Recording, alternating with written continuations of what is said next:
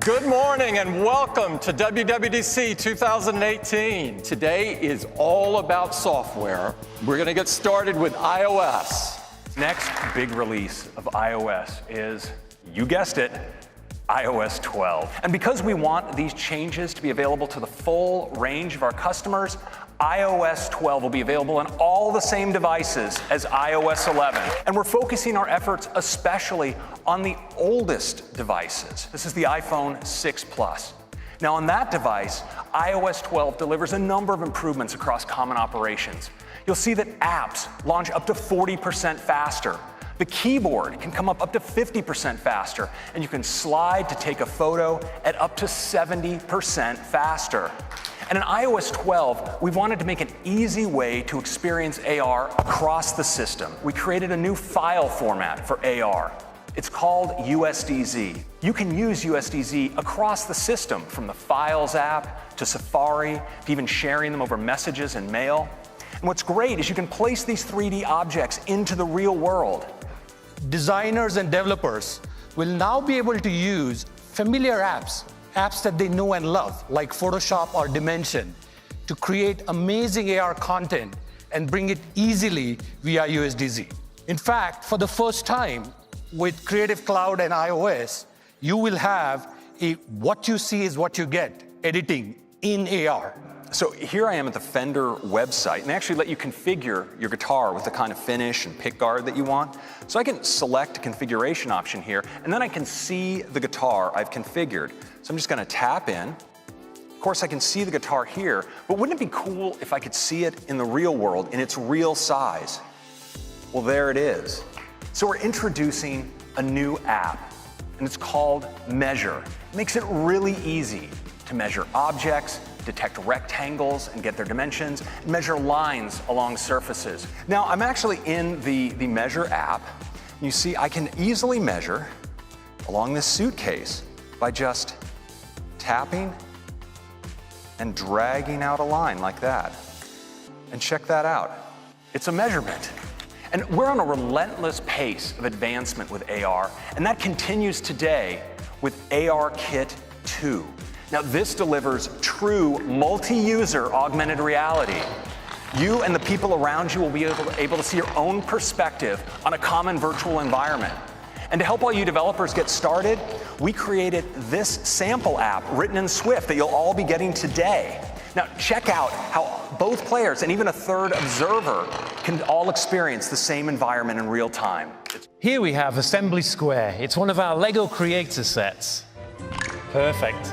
Because now, with ARKit 2's multi-user support, we get to play with up to 4 friends in the same space. This year, we're making photos even better. We have an all-new tab. It's called For You. And with For You, you have all of your memories, those great memory movies, but more, like featured photos, highlighting a photo that you took on this day in past years. And effect suggestions, for instance, suggesting looping a live photo or applying a new portrait effect to one of your portrait photos. We've added sharing suggestions. So imagine you've gone out for a great dinner with some friends and you took some photos. Well, afterwards in For You, you'll see a suggestion like this to share those photos. If you tap in, you'll see that Photos is even recommending a set of photos from that set that you might want to share, and suggest who you might want to share them with, based in part by the people that appeared in the photos. Let's turn to Siri. We wanted to make Siri able to do much more for you. And we're doing that by taking advantage of the power of apps with a new feature we call shortcuts. Now, say you have the Tile app because you're always losing your keys. Well, the Tile app can expose the option to add a shortcut to Siri. You can assign your own phrase, such as, "I lost my keys," would be a good choice. And when you then say it, Siri will automatically activate Tile and show you right in the Siri UI, start ringing your Tile. We wanted to let you create your own shortcuts as users of multiple steps across multiple applications. And we're doing it with a new Shortcuts app. We start in the gallery, where there's hundreds of pre-made shortcuts that you can download, or we can hop over to the library, and I've got a bunch of shortcuts here, but I want to show you my heading home shortcut. You can see that it's just really a series of steps. It grabs my location and my travel time, and it sends my ETA to my roommate. It sets my HomeKit thermostat to 70 degrees, and it turns on my fan. And last, it gets directions home with Apple Maps with the best route to avoid traffic.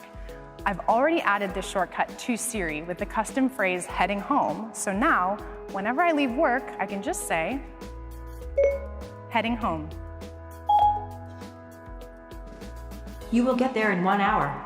I sent a message to Cheryl. Your thermostat is set to 70 degrees, and I turned on the fan, playing KQED radio.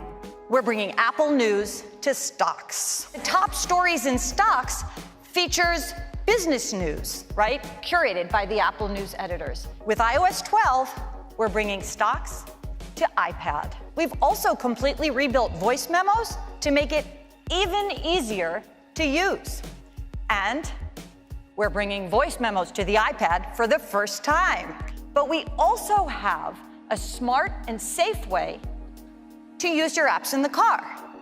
I think you know I'm talking about CarPlay. What you might not know is with iOS 12, CarPlay will also support third-party navigation apps. There are times of the day, or times when you just don't want to be disturbed, and one of those, of course, is at night. And so we're introducing Do Not Disturb during bedtime, where all you'll see is this. Nothing to get you spun up. We're enabling what we call instant tuning for notifications right from the lock screen. You can press in to a notification, and from there you can decide to send future notifications from that app directly to Notification Center, bypassing your lock screen, or turn them off altogether. Now, we also wanted to give you help managing large numbers of notifications. So I'm thrilled to announce that we're bringing to iOS support for grouped notifications. Grouped not just by app, but also by topic and thread. It gives you a great overview of the notifications you've received. You can tap in and look at a particular group. But of course, just as important, with a single swipe, you can triage a whole group of notifications away. We wanted to go further, and it's with a feature we call Screen Time. And it starts with reports. Every week, you get a weekly activity summary that details how you used your iPhone or iPad. You get a summary of the time you're spending in apps, how much time you're spending, how often per hour you're picking up your phone and what's drawing you in, and what apps are sending you the most notifications. App where you might want to be spending a little bit less time, well, you can set your own limit. And then during the day, when you're using the app, you'll receive a helpful notification letting you know time is almost up. We think this is going to be helpful for many people, but especially for some kids. You can also limit your kids' time in apps by category or by individual app. And this year, we're taking Animoji to a whole new level with a breakthrough new technology we call tongue detection. You can make your favorite Animoji do this. Now, we're also introducing some great new Animoji that I think you're all gonna love, like ghost, koala, tiger, and T-Rex. So I'm thrilled today to announce the arrival of the era of Memoji. With Memoji, you can create your very own personalized Animoji. These Animoji can look like you or the real you. Now, this year, FaceTime is going to take a big leap forward because today we're introducing group FaceTime. 2 people, 3 people, actually up to 32 simultaneous participants. Hey, everybody. Hey. Now check it out. So it's this beautiful FaceTime UI. Next up, I'd like to talk about the Apple Watch. So in watchOS 5, you can challenge any of your activity-sharing friends to a 7-day competition whenever you would like.